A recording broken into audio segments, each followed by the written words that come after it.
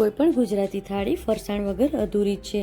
તો ચાલો આજે બનાવીશું સોફ્ટ, સિલ્કી અને મોંમાં મૂકતા જ ઓગળી જાય તેવી પરફેક્ટ ગુજરાતી ખાંડવી. તેના માટે એક મિક્સર ગ્રાઇન્ડરમાં 1 કપ ચણાનો લોટ, 1 કપ ખાટી છાશ, હાફ કપ પાણી, 1 ચમચી આદુ મરચાંની પેસ્ટ, સ્વાદ અનુસાર મીઠું અને હળદર ઉમેરી મિક્સ કરી લઈશું. હવે તેમાં કોઈ લમ્સ ન રહે તે માટે તેને ગાળી લઈશું. તેને સ્લો ફ્લેમ પર હલાવતા જઈશું જેથી ચણાનો લોટ નીચે ચોંટી ન જાય. મિશ્રણને કન્ટિન્યુઅસલી હલાવતા રહેવાનું છે તેથી કોઈ જાતના લમ્સ ન બને.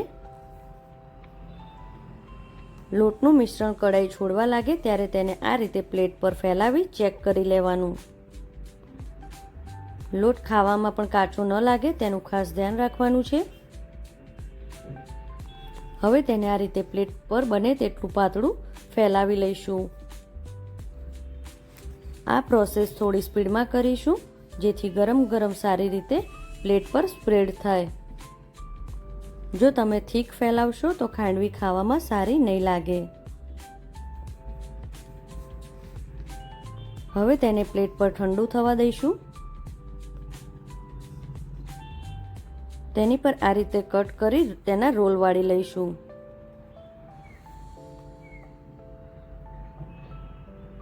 તમે જોઈ શકો છો એકદમ પાતળા ખાંડવીના રોલ તૈયાર છે. હવે તેની ઉપર રાઈ, તલ અને હિંગનો વઘાર કરી લઈશું.